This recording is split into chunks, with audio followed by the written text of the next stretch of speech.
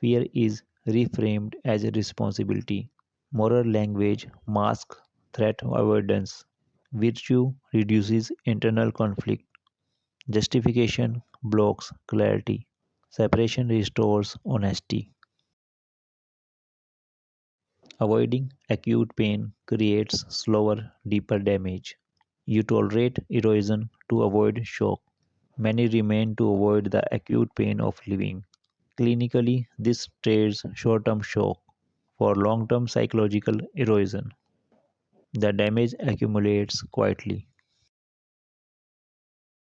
The psyche prefers gradual loss. Gradual loss is easier to tolerate. The psyche adopts slowly, often without triggering alarms. This adaptation reshapes personality. A microaction. Damage comparison statement. State internally, I am choosing between acute pain and chronic damage. This statement is not softened. Why this works? Explicit comparison disrupts avoidance bias. Executive evaluation becomes possible. Avoiding shock leads to erosion. Gradual damage bypasses alarms. Adaptations reshapes personality. Comparison restores perspective. Avoidance loses justification.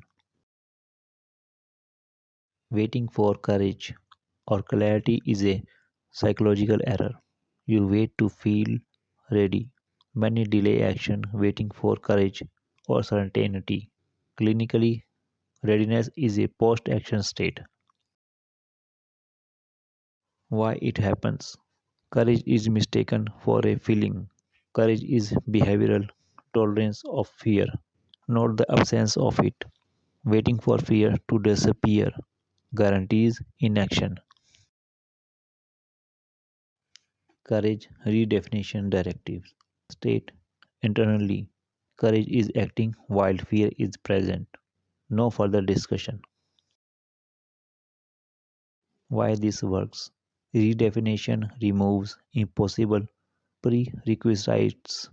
Action becomes accessible. Waiting delays action. Courage is not emotional comfort. Fear does not disappear first. Redefinition restores agency. Action precedes confidence.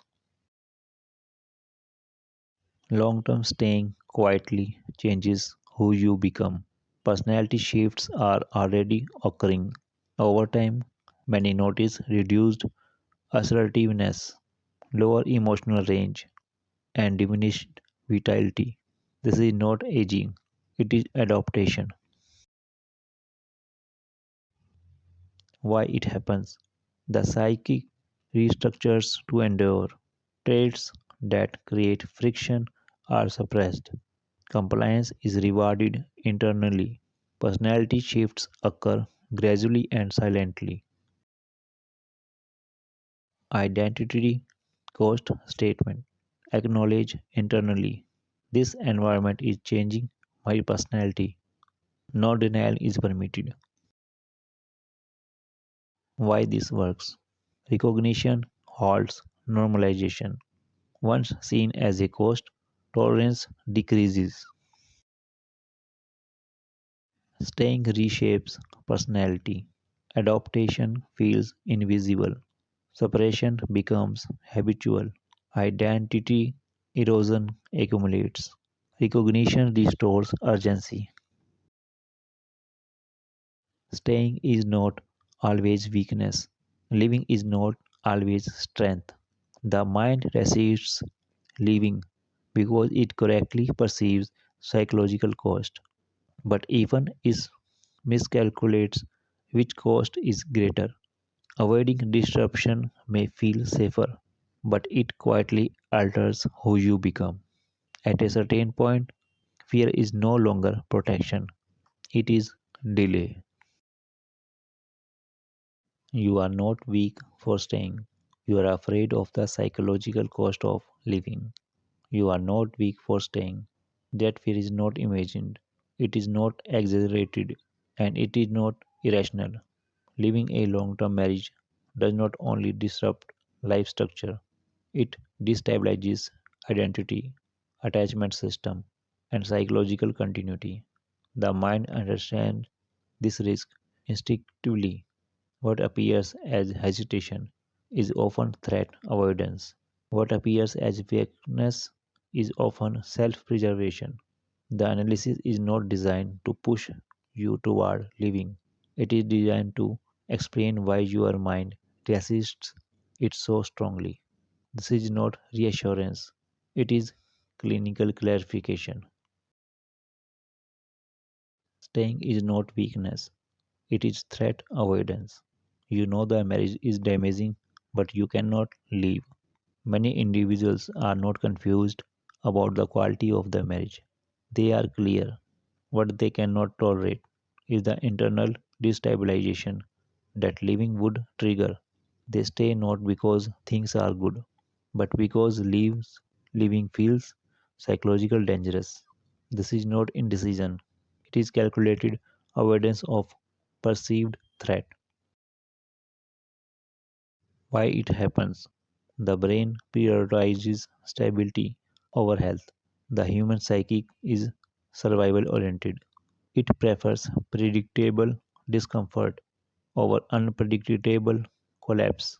Even when the marriage causes slow damage, it provides structure, identity, continuity, and relational reference. Living threatens all three simultaneously. A small microaction. Threat recognition statement. State internally once, I am not staying because this is healthy. I am staying because living feels threatening. This statement is not debated. Why this works? Accurate threat labeling prevents self contempt. When fear is identified correctly, it no longer disguises itself as weakness. Staying often reflects threat avoidance. Fear, not confusion, drives inaction. Predictable pain feels safer than collapse.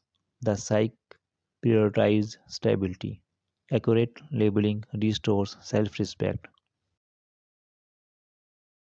The psychological cost of living is real, but often exaggerated.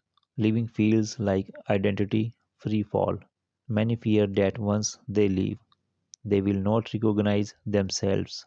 They anticipate emptiness, loss of direction, and collapse of internal structure.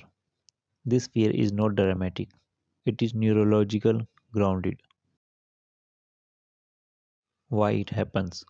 Identity is structured around the marriage. Long term marriages organize daily life, self definition, and emotional regulation. The self becomes contextual. Living removes the organizing framework, and the mind predicts fragmentation. Micro action. Identity cost acknowledgement. Internally acknowledge. Living will destabilize my identity temporarily. No reassurance is added. Why this works? Acknowledging cost reduces catastrophic exaggeration. The brain tolerates known pain better than imagined collapse. Living threatens identity continuity. Fear of emptiness is neurological valid. Marriage structures the self. Loss of structure feels dangerous. Naming cost reduces distortion. Attachment makes living feel psychologically fatal. Separation feels like self loss. Attachment systems equate separation with danger. The body reacts as if living equal annihilation. This reaction is intense and convincing. Attachment is linked to survival circuits. Attachment is not emotional preferences, it is survival conditioning. When attachment is threatened, panic responses override logic. Attachment reality statement. State internally. This intensity reflects attachment activation, not actual danger. No soothing is added. Why this works? Naming attachment response prevents misinterpretation as reality. The nervous system begins down regulation. Attachment equates separation with threat. Panic distorts perception. Logic is suppressed under activation. Labeling reduces misinterpretation. Intensity loses authority. Fear is often mislabeled as a responsibility or duty. Fear is framed as maturity. Many remain because living feels irresponsible. They cite loyalty, family, stability, or obligation.